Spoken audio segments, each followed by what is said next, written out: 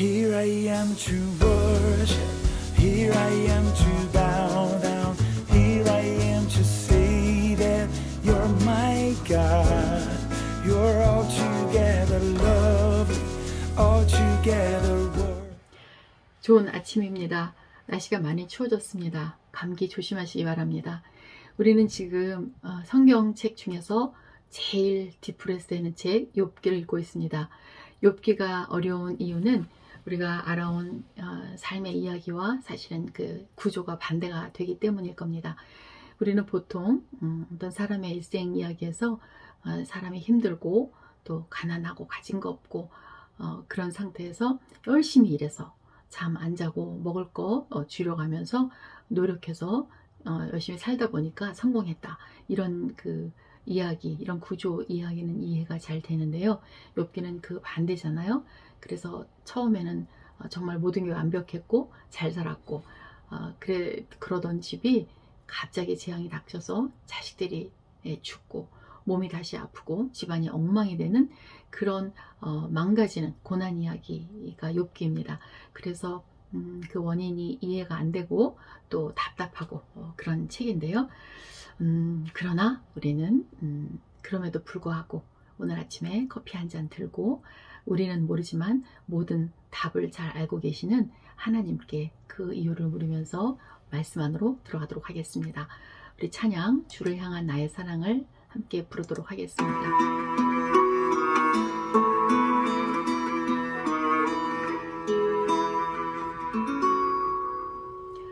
주를 향한 나의 사랑을 주께 고백하게 하소서.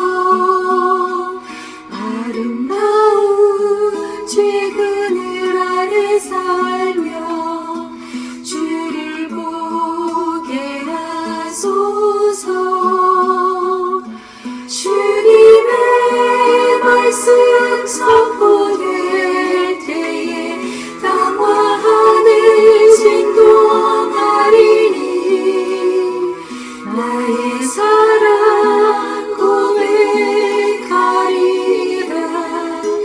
나의 구주 나의 친구. 아멘. 욥기 22장 21절부터 30절까지입니다.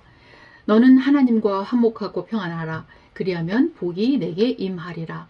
청하건대 너는 하나님의 입에서 교훈을 받고 하나님의 말씀을 내 마음에 두라. 내가 만일 전능자에게로 돌아가면 내가 지음을 받을 것이며 또 내 장막에서 불의를 멀리하리라. 내 보화를 티끌로 여기고 오빌의 금을 계곡의 돌로 여기라. 그리하면 전능자가 내 보화가 되시며 내게 고귀한 은이 되시리니 이에 내가 전능자를 기뻐하여 하나님께로 얼굴을 들 것이라. 너는 그에게 기도하겠고 그는 들으실 것이며 너의 서원을 내가 갚으리라. 내가 무엇을 결정하면 이루어질 것이요 내 길에 빛이 비치리라. 사람들이 너를 낮추거든 너는 교만했노라고 말하라. 하나님은 겸손한 자를 구원하시리라. 죄 없는 자가 아니라도 건지시리니 내 손이 깨끗함으로 말미암아 건지심을 받으리라. 아멘. 인생에는 질문이 많이 있습니다. 우리 각자도 모두 인생의 질문을 가지고 있지요. 욥기는 총 42장으로 되어 있는데 그 42장에 약 330개의 질문이 들어 있습니다. 사실 그 150편이라는 긴 시편도 또 50장의 창세기도 그 안에 들어있는 질문을 따져보면 한 150개씩 들어있는데요. 또 마태복음도 28장인데 거기에는 한 약 160개의 질문이 들어있습니다. 그런 거에 비하면 욥기는 진심 질문의 책입니다. 질문이 많다 보니까 답도 많죠. 현재 우리는 욥기 22장까지의 묵상 속에서 그 인간의 삶에는 비극, 또 상실, 고통 이런 것들이 자연스럽게 찾아온다는 것을 반복해서 듣고 있어요.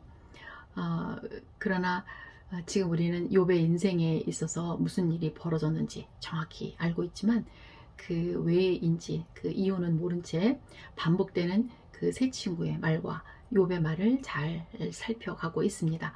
지금까지 욥도 또 세 친구도 각각 이 고난의 원인을 그 자기들 나름대로의 답을 가지고 논박하고 있습니다. 그러던 중에 오늘 본문은 엘리바스의 세 번째 이야기 중에서 후반부입니다. 어제 전반부, 엘리바스의 반론 전반부는 욥이 틀림없는 죄인이라는 증거들을 나열했습니다. 그리고 오늘에서는 그러니까 회개하라 이렇게 외칩니다. 오늘 본문 21절부터 24절까지 엘리바스의 그 지적을 짧게 한번 줄여봤습니다. 21절 하나님께 순복하라.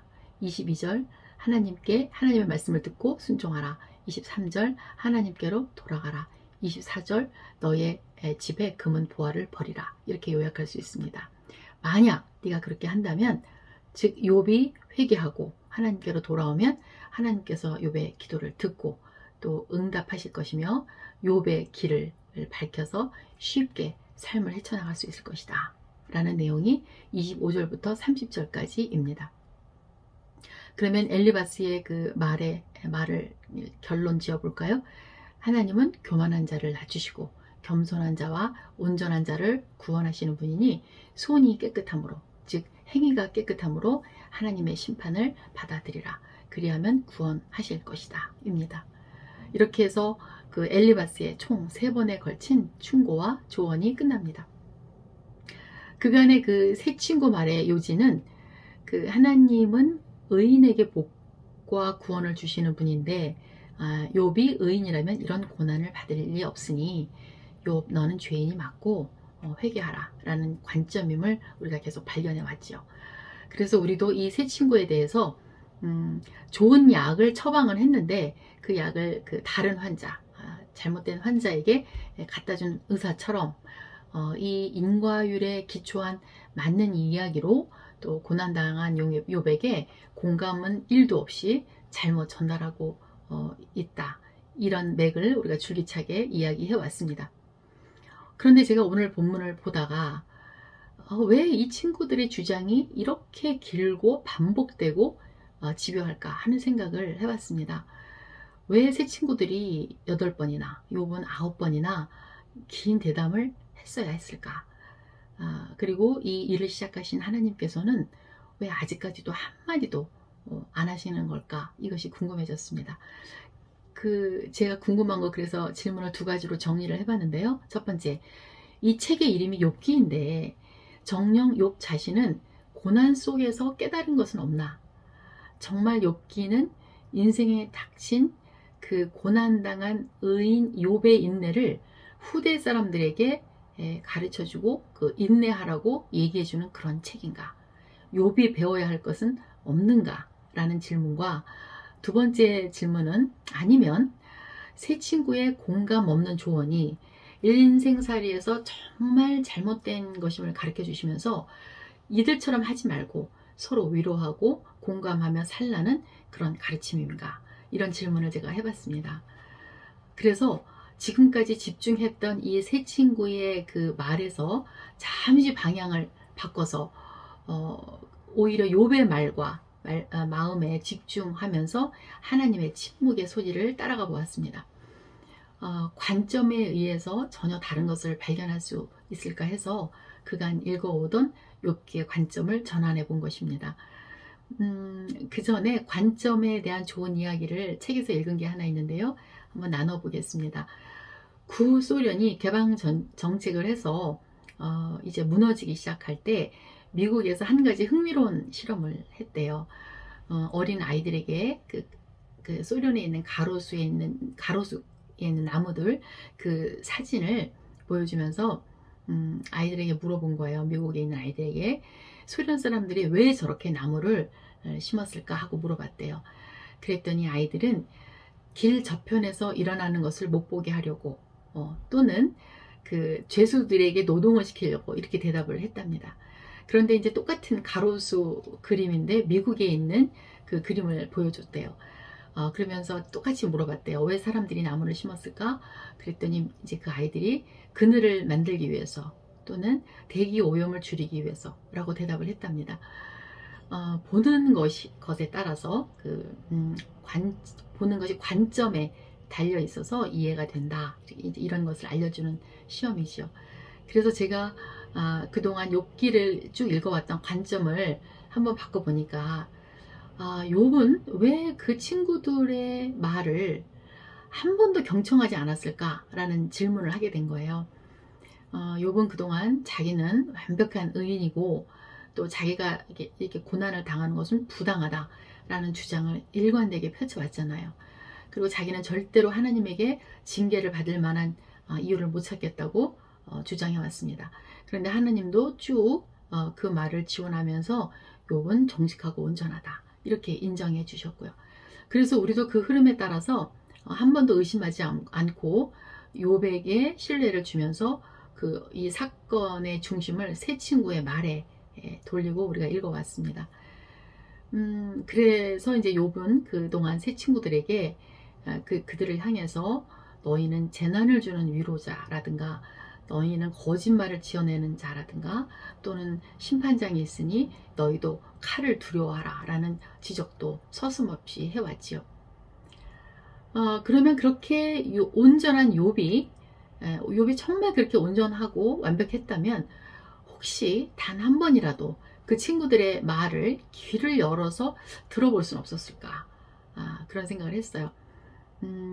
오늘 본문에서만 뽑아봐도 한두 개만 뽑아봐도 엘리바스의 조언 중에서 24절에 보면은 하나님의 마음을 마음에 두라 이런 얘기를 하잖아요.